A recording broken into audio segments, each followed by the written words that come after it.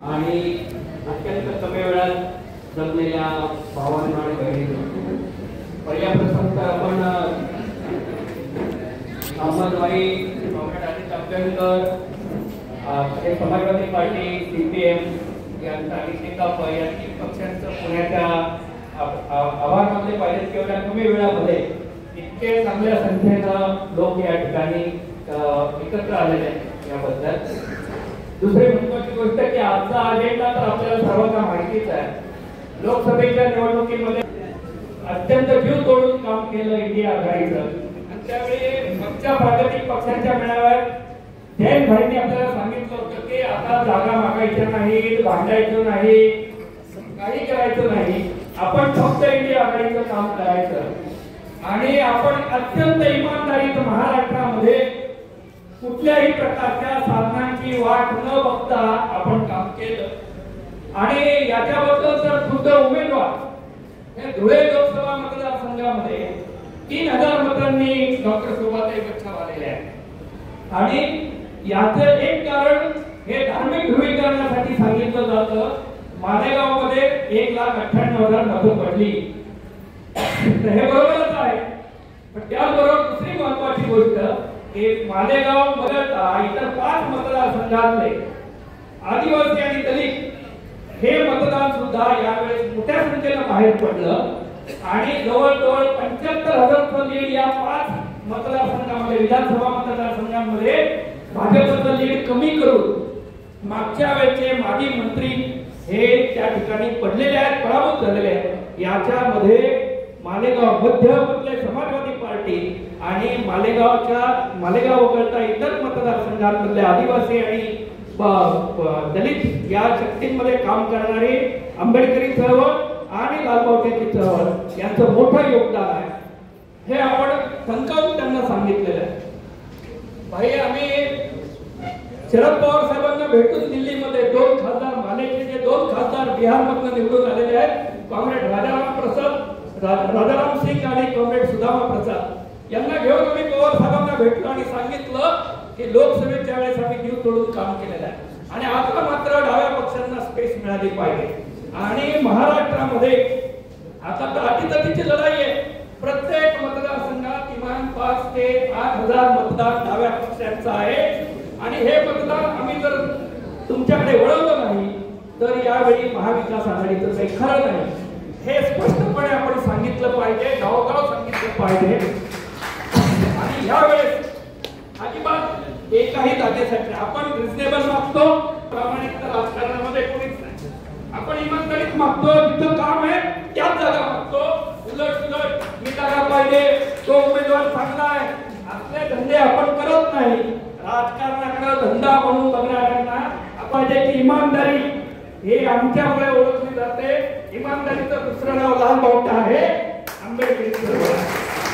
तेव्हा या विधानसभेमध्ये मला आमच्या कार्यकर्त्यांनी सांगितलं की यावेळी काय बोलायचं नाही, जर आपल्याला साखरीची जागा सोडली नाही तर त्यांच्या 4 जागांना धोका आहे, हे कार्यकर्त्यांनी सांगितलं। मी काहीच करू शकत नाही, मी म्हणलं भाईंना काहीच करू शकत नाही, आम्ही आता कार्यकर्त्यांचं ठरवलेलं आहे आणि हीच भूमिका या नेते मंडळींनी घ्यायला पाहिजे की डाव्या पक्षांसाठी जेवढ्या जागा आम्ही मागितलेल्या आहेत, काय 20 जागा आहेत, 22 जागा आहेत, या जागा 288 मधल्या सुटल्याच पाहिजेत। याबद्दल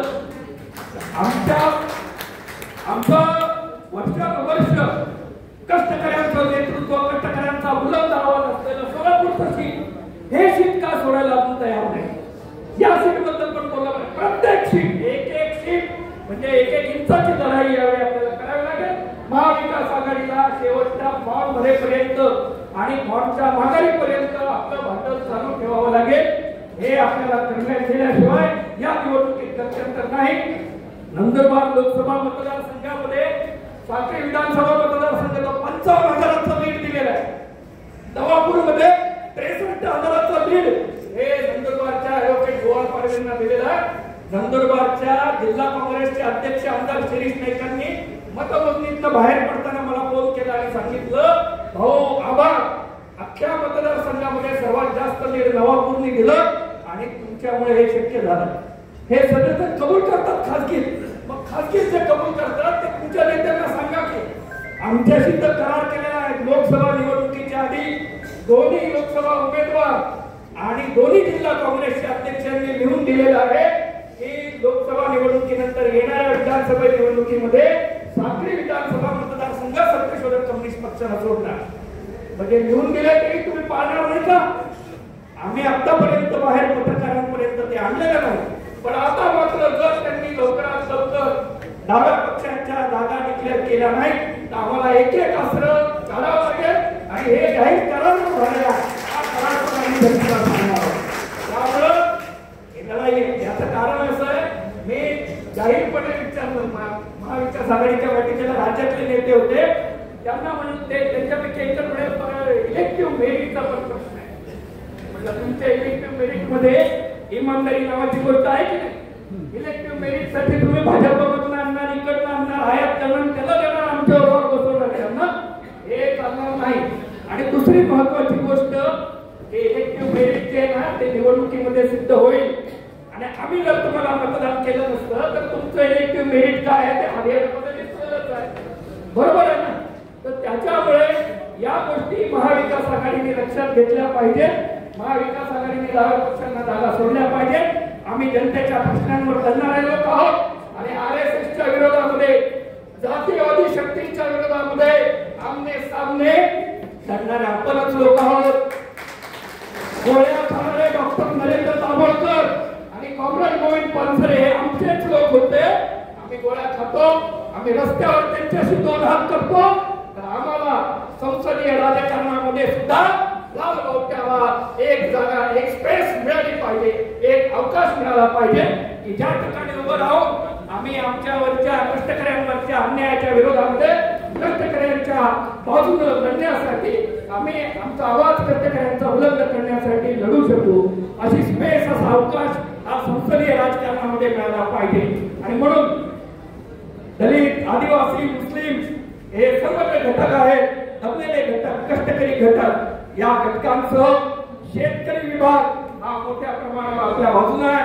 आणि हा शेतकरी विभाग हा कर्जमुक्तीच्या आंदोलनात असो, शेतीमालाच्या रास्त भावाच्या प्रश्नामध्ये असो, या प्रश्नांच्या निमित्तानं आपण दिल्लीपर्यंत नेऊन किसान आंदोलनामध्ये आपण भागीदारी केलेले लोक आहोत. त्यामुळे या सर्व विभागांचं प्रतिनिधित्व करणाऱ्या लाल बावट्याला यावेळी संधी मिळाली पाहिजे. एवढी आपण वाई ही महाविकास आघाडीकडनं घेतली पाहिजे. एवढं मी बोलतो आणि माझे दोन शब्द संपवतो. सत्तेची जय हो.